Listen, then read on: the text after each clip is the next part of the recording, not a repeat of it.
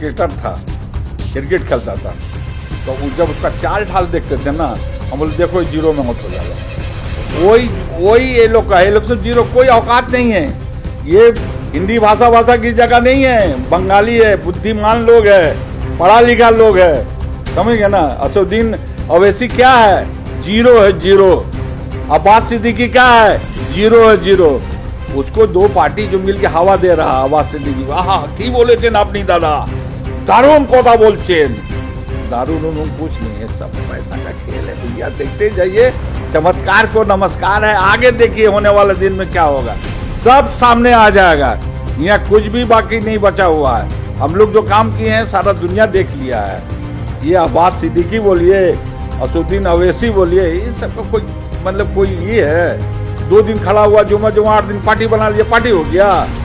हम भी जा रहे हैं कल पार्टी बनाने, नेशनल। आप टीएमसी में है तो अलग से पार्टी बनाएंगे? तो बोल रहा है लोग वो देखिए, तो हम भी पैसा अगर कमाना है तो ये लोग को चाल पर चलने होगा, लेकिन हमको पैसा नहीं चाहिए। हमको तो लोगों का सेवा करना है। लोगों का सेवा किया है, करते रहेंगे जब तक जान है। गरीब का सेवा करना है। बंगाल की राजनीति अब एक अहम मोड़ पर चली आई है, क्योंकि जिस तरह से विधानसभा चुनाव की तारीखों का ऐलान बहुत जल्द होने वाला है, लेकिन राजनीतिक सरगर्मी बंगाल में, बंगाल की सरजमी पर इस तरह से उभर रही है कि इसका अंदाजा लगा पाना मुश्किल है। खैर, राकेश सिंह जो पामेला गोस्वामी ड्रग्स मामले में अभी गिरफ्तार किए गए हैं, उन्हें पुलिस हिरासत में लिया गया है, पुलिस की कस्टडी में अभी हैं। इन सारे मुद्दों पर हम बातचीत करने की कोशिश करेंगे टीएमसी नेता जाहिद हुसैन से। ये जाहिद हुसैन हैं जो टीएमसी के सीनियर लीडर हैं और मशहूर सामाजिक कार्यकर्ता भी हैं। सर, आपका बहुत बहुत स्वागत है। सबसे पहले हम ये जानना चाहेंगे कि भाजपा जिस तरह से ड्रग्स मामले में संलिप्त पाई जा रही है, बहुत सारे मामले में गिरफ्तारी हुई है, अभी राकेश सिंह की गिरफ्तारी हुई है, पामेला गोस्वामी ने चीख कर राकेश सिंह का नाम लिया था। क्या लगता है आपको, बीजेपी के अंदर अंदर ये तार कितने दूर तक फैले हुए हैं? देखिए, ये तो आज सारा हिंदुस्तान को मालूम हो चुका है। पामेला गोस्वामी सबूत के साथ पकड़ी गई, ड्रग्स के साथ पकड़ी गई है। वो चीख कर राकेश सिंह का नाम बोला गया।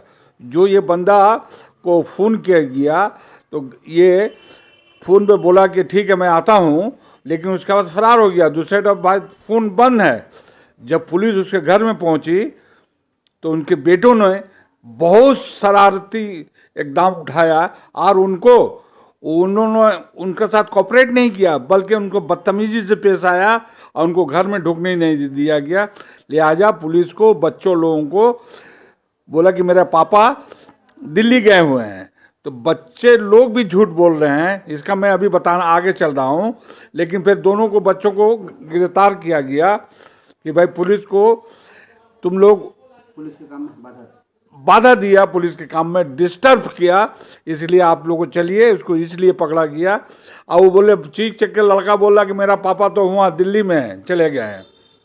और जब उसको मोबाइल फ़ोन को ट्रेस किया गया तो बर्दवान से पकड़ा गया। बर्दवान से पकड़ के उसको लाया गया। आज वो जेल के सलाखों के पीछे है। और वो बीजेपी वालों ने जो उनको लिया है, तो उनका पीछे का बैकग्राउंड का हिस्ट्री देखिए कि क्या क्या किया, किस तरीके से किया। जहाँ पर वो रहते हैं, जितना जुल्म का तांता वो बांधा हुआ था, वो शख्स कांग्रेस में थे, वो कांग्रेस में रहते हुए उनका जुल्म का तांता नहीं चल रहा था, तो बीजेपी में वो शामिल हो गए और उनको सिक्योरिटी गार्ड दिया गया। वाह वाह वाह वाह। जो लोग देश के लिए काम कर रहे हैं, उनको लिए सिक्योरिटी गार्ड नहीं है, उनके लिए सिक्योरिटी गार्ड मुहैया किया गया। कहीं भी चल रहा है उसके सहारे में क्राइम कर रहे हैं। लेकिन पुलिस का काम है, हम लोग इसके बारे में ज़्यादा तो बोल नहीं सकते। पुलिस का काम है, पुलिस इंसाफ करेगी और उसको इंसाफ का काम जो है पुलिस करेगी और दिखा देगी उसको। कितने बड़े बड़े नेता इस रैकेट में शामिल हैं, क्या लगता है आपको? रैकेट में बहुत सारे नेता है शामिल, लेकिन मैं किसी का नाम नहीं बोलना चाहता हूँ। राकेश सिंह एक खुद ही कैलाश विजयवर्गीय के करीबी माने जाते हैं, घनिष्ठ हैं। हाँ, करीबी हैं उनके, कैलाश विजयवर्गीय के, लेकिन मैं किसी का नाम नहीं बोलना चाहता हूँ। मगर बहुत सारे लोग हैं, बहुत सारे लोग हैं। ये इसको बोलने के बाद क्या है, ये तो खुल के आ जाएगा। 2-4 दिन में ये बात सारा पर्दाफाश हो जाएगा कि कौन कौन उनके साथ में। ये पुलिस का काम पुलिस कर रही है बाखूबी। सीबीआई ने भी कोयला तस्करी मामले में अभिषेक बनर्जी के घर तक पहुंच गई है। रुजिरा बनर्जी जो अभिषेक बनर्जी की पत्नी है उनसे भी पूछताछ करी है। क्या लगता है आपको, कितना गंभीर मामला है ये, कितना राजनीतिक मामला है ये पूरा राजनीतिक मामला है। डराने का काम कर रहे हैं। कोई तरह कोई एंगल से उन लोगों ने सका नहीं है, तो जबरदस्ती उनको डराने का काम किया जा रहा है। डरा के उनसे उगलवाने के, ताकि कुछ भी उल्टा पुल्टा बात बोले तो मैं इसके खिलाफ एक्शन लूं। यही तो चल रहा है। ये सब राजनीति है। ये इलेक्शन खत्म, सब चीज खत्म, कुछ नहीं रहेगा। ये सब जब इलेक्शन आया है, सब कुछ अभी नया नया बात बहुत सारा आएगा, आप सुनते रहेंगे। इसमें कोई दो राय नहीं है, बहुत सारी बातें होंगी। पेट्रोल डीजल का दाम बहुत तेजी से बढ़ता जा रहा है, इस पर क्या कहेंगे? पेट्रोल डीजल से कितना ज्यादा परेशानी हो रही है, क्यों दाम बढ़ रहे हैं और आखिर ये दाम क्यों नहीं कम हो रहे हैं? देखिए भाई, ये हिंदुस्तान है। हिंदुस्तान के लोग एक तरफा जो बात करते हैं ना, हमको पसंद नहीं है। हम लोग जो है सच्चाई की तरफ जाते हैं, जिस तरह से देश हमारा बचे। ये अनुपम खेर जी हैं जो फिल्म एक्टर हैं, जब 56 रुपया तेल का दाम था तो साइकिल से जाते थे, अब बोलते थे तेल की वजह से मैं गाड़ी चलना छोड़ दिया हूँ। ये अनुपम खेर का जवानी बात है, शायद आप लोग सुना होगा। आज 100 रुपया में तेल हो गया लीटर पेट्रोल, तभी तो गाड़ी में चल रहे हैं। तो उस टाइम मनमोहन सिंह की सरकार थी, आज मोदी जी की सरकार है। ये लोग जो है ना साली सिर्फ तेल मालिश करने वाला इंसान है, देश को बचाने के लिए नहीं है, हिंदुस्तान को बचाने के लिए कोई काम नहीं करते हैं। इस देश को बर्बाद करने का वालों को साथ देते हैं। यही तो उन लोग का फितरत है। पेट्रोल डीजल के बढ़ते दामों को लेकर सभी लोग, आम आदमी भी और आप लोग भी, कांग्रेस भी, टीएमसी, सभी लोग सड़कों पर उतर गई है। क्या लगता है आपको, आने वाले दिनों में तेल का दाम कम होगा या इसी तरह से बरकरार रहेगा या इसमें उछाल देखने को मिलेगा? मैं बता रहा हूं, 125 रुपया बैरल जब तेल था मनमोहन सरकार में, तो उस वक्त हम लोगों ने 56 रुपया तेल, आखिर हाईएस्ट बढ़ते बढ़ते 56 रुपया तक आया था। उससे ज्यादा नहीं बढ़ा, काफी दिन 56 में 56 रुपये चला है। आज 65 रुपया बैरल है, आप 100 रुपया पेट्रोल बोल रहे, तो हम लोग तो उतरने पड़ेगा रास्ते में। किसान मर रहा है वो तेल से, डीजल से। इस सब खेती बाड़ी में जो ट्रैक्टर वगैरह ये वो जो चलता है, सब जो काम होता है तेल का, तो सब अनाज पर दाम बढ़ेगा। सब गरीबों का, ये लोग जो है ना, गरीबों को परेशानी में, ये जो मतलब 20 रुपया का गेहूं आज 30 रुपया में बिकेगा, क्योंकि तेल का दाम बढ़ गया है। तेल से ना खेती होगा भाई, ट्रैक्टर तेल से ना चलेगा, पानी से तो नहीं चलेगा। तो कहाँ जाएगा? हम पर, आप पर, सब पर मार चलेगा। इसलिए हम लोग सड़क पर उतरे हैं। कृषि कानूनों को लेकर जो 3 नए कानून सरकार लाई है, उसके खिलाफ किसान पिछले कई 2-3 महीनों से, बल्कि पिछले 2-3 महीनों से वहां पर मौजूद हैं, लेकिन सरकार ने अभी तक उनकी मांगों को नहीं माना है। इस पर क्या कहेंगे? देखिए सरकार का तो अजीब रवैया है। ये तो मेरा समझ के परे है। मैं तो उन लोगों की तरह बुद्धिमान इतना नहीं हूँ, उतना पढ़ा लिखा भी नहीं हूँ, समझिए। मैं ये लोग का दिमाग को समझूं, लेकिन मैं जहाँ तक समझ रहा हूँ इस बात को समझने, लोग हमेशा बोल रहे हैं कि जो कुछ काम हम लोग कर रहे हैं किसान के हक में कर रहे हैं, किसान के हक में कर रहे हैं। तो बाबा, जो किसान, अभी 200 किसान मर गया, तुम जब हक में कर रहे हो, अगर हक ही में कर रहे हो, तो तुम वो लोग को जो मांग है उसको मान लो, उसका हक में चला गया। लेकिन नहीं, ये तो अदानी अंबानी के हक में कर रहे हैं, किसान के हक में कहाँ कर रहे हैं। उन लोग का तिजोरी भरने का काम कर रहे हैं। गरीब मर जाए उससे कोई मतलब नहीं है, अमीर जो और अमीर हो जाए, यही तो चल रहा है। उन लोगों को सरकार में अमीरों पर के सर पर काफी हाथ है। जाहिद साहब, आज की एक ताज़ा खबर है कि गुजरात में मोटेरा स्टेडियम का नाम बदलकर नरेंद्र मोदी स्टेडियम कर दिया गया है।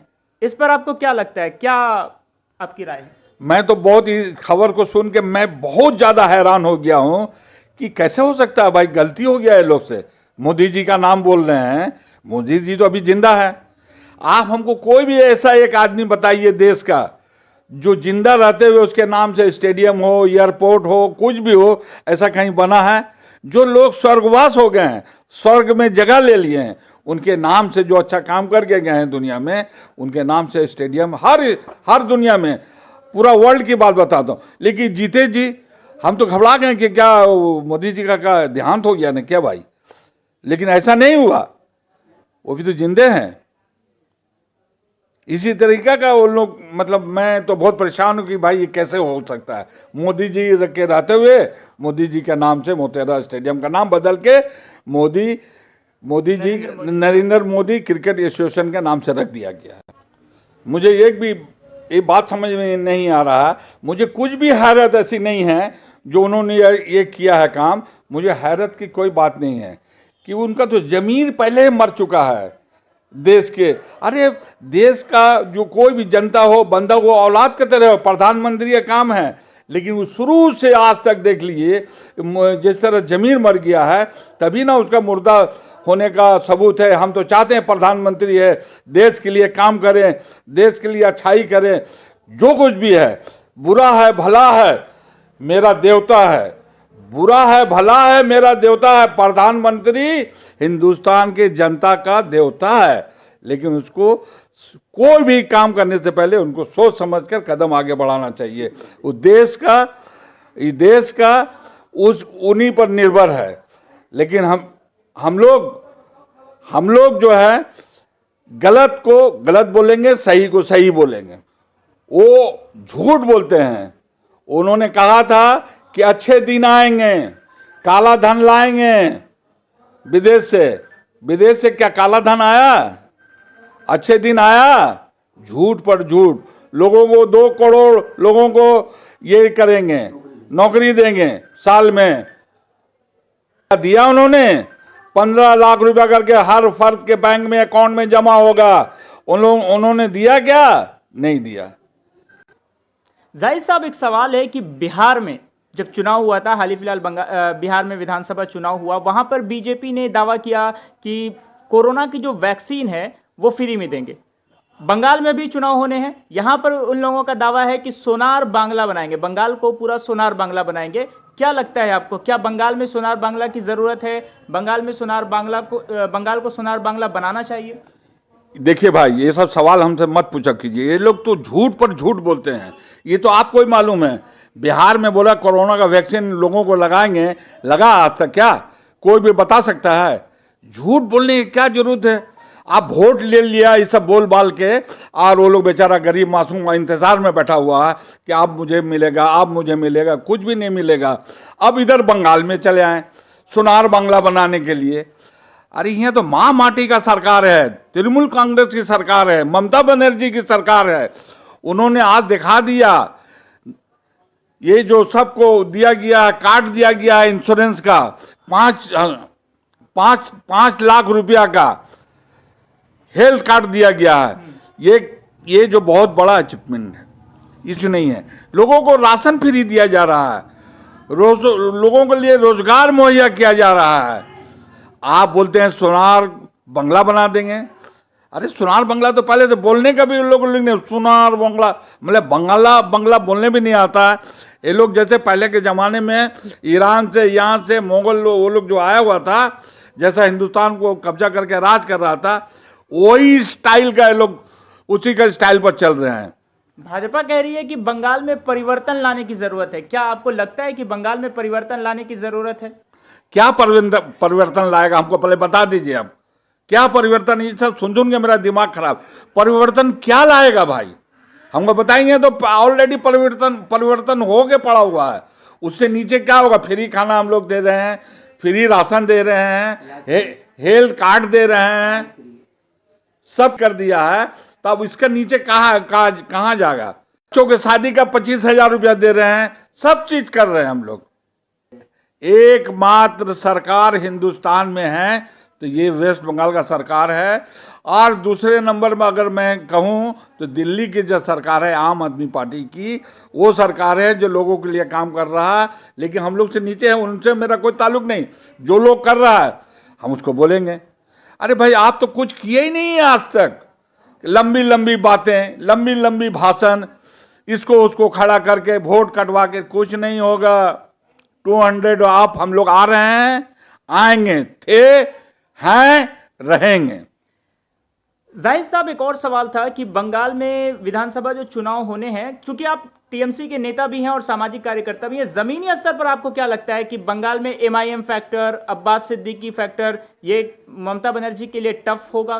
कितना बड़ा चैलेंज है ये सब जो है ना, एक तो क्रिकेटर था, क्रिकेट खेलता था, तो जब उसका चाल ढाल देखते थे ना, हम बोले देखो ये जीरो में आउट हो जाएगा।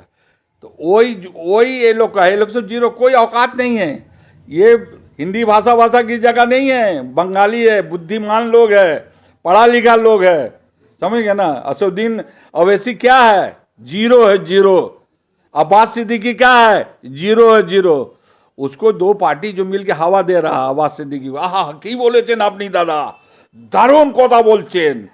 दारुण कुछ नहीं है, सब पैसा का खेल है भैया, देखते जाइए।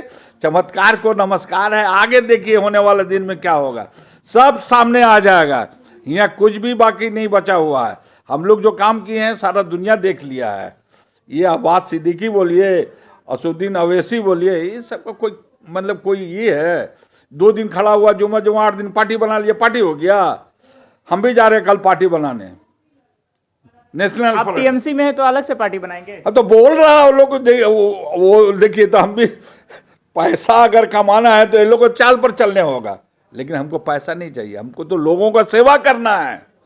लोगों का सेवा किया है, करते रहेंगे जब तक जान है, गरीब का सेवा करना है हमको। टीएमसी कितनी सीट ला रही है इस बार? और 200 अप है, हम तो बोल दिया कि 211 से ऊपर है। चलिए, बहुत बहुत शुक्रिया। ये थे हमारे जाहिद साहब, जो कांग्रेस टीएमसी के नेता हैं और सामाजिक कार्यकर्ता भी हैं और बहुत मशहूर, ज़मीनी स्तर पर बहुत ही मशहूर हैं। आपका बहुत बहुत शुक्रिया हमसे बातचीत करने के लिए। इन्होंने अपने बहुत सारे मुद्दे पर मुखर होकर बात की है। इन्होंने असदुद्दीन ओवैसी को लेकर, अब्बास सिद्दीकी को लेकर, पेट्रोल डीजल के बढ़ते हुए दामों को लेकर, साथ ही मोटेरा स्टेडियम को लेकर भी उन्होंने बहुत ही मुखर होकर और बेबाकी से अपनी बात रखी है। आप भी देखते रहिए हालात बंगाल, न्यूज़ टैग इंडिया, और दीजिए हमें इजाज़त। शुक्रिया।